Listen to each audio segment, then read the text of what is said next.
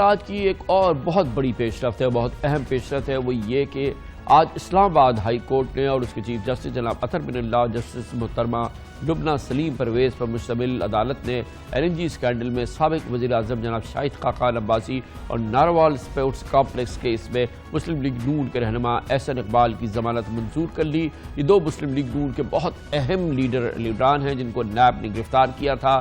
شاہد خاقان عباسی کا مسلسل اصرار یہ تھا کہ وہ نیب کے ساتھ انہوں نے ہمیشہ تعاون کیا ہے، نیب جتنی چاہے ان کے ساتھ تحقیقات کر لے، وہ تو ضمانت کی درخواست دینے کے لیے بھی تیار نہیں تھے۔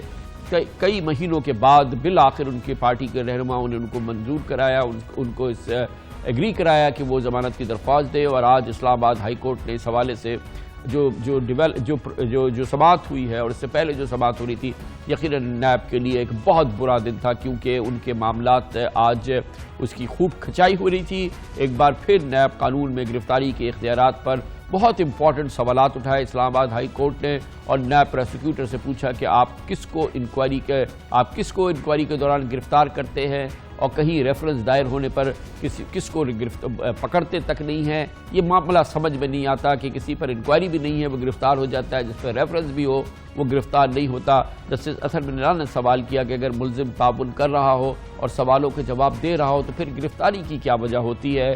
بینچ نے قرار دیا کہ مقدمہ ثابت ہونے تک ملزم بے گناہ ہوتا ہے۔ آج اس لحاظ سے بہت امپورٹنٹ دن تھا کہ نیب کی جو اختیارات ہیں، جو اس کی گرفتاری کے معاملات ہیں، اس کے لحاظ سے آج تاریخی سماعت ہوئی اسلام آباد ہائی کورٹ میں۔ اس کی تفصیلات ہم آپ سے شیئر کرتے ہیں۔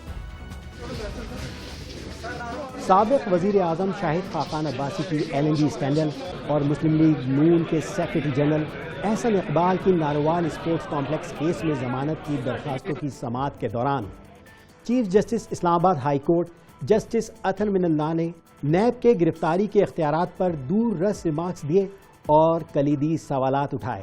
چیف جسٹس اسلام آباد ہائی کورٹ جسٹس اطہر بن اللہ نے نقطہ اٹھایا کہ نیب کو ملزم کی گرفتاری کا اختیار اسے آئینی حقوق سے محروم نہیں کر سکتا۔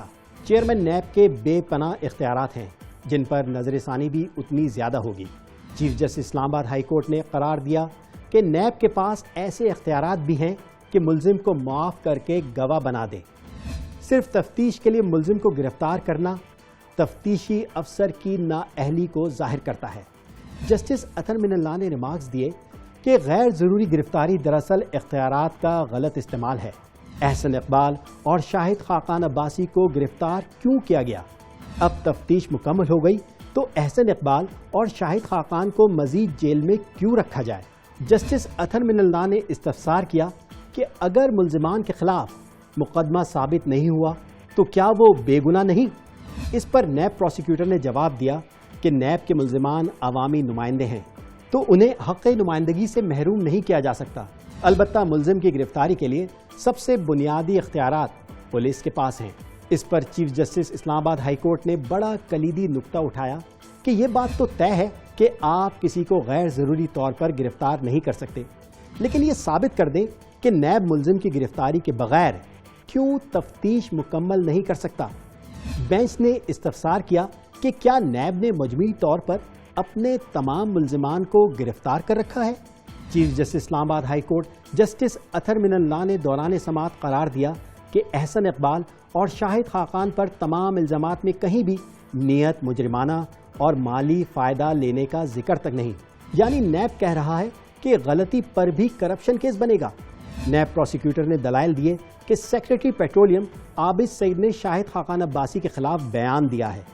اس پر بینچ نے برہمی کا اظہار کرتے ہوئے ریمارکس دیے کہ جس سیکرٹری نے LNG کی سمری بنائی آپ نے اسے گواہ بنا دیا ہے۔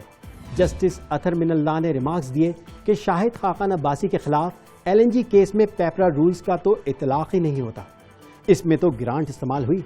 جب ایک معاملے میں پبلک فنڈز کا استعمال ہی نہیں ہوا تو آپ کا کیس کیا ہے؟